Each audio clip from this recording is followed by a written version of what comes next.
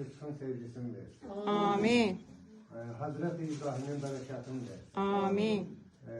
Sizleri mutlu, mesut bu dünyada ve ahirette en güzel yolda yürüyen kullarından eylesin. Amin. Allah sizi hak yoldan, Kur'an yolundan ayırmasın. Amin. Yolundan ayırmasın. Amin. Allah sizlere hayırlı, özünüz kimi hayırlı evlatlar nasip. Amin. İnşallah Allah'ın izniyle gelen el kulak dedemiz demişken bir çöpe sesiyle sizi burada İnge.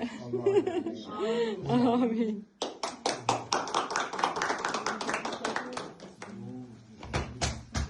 Yavaş. Yok, salonda. Allah Kur'an'dan eksiyelemesin, imandan eksiyelemesin sizi.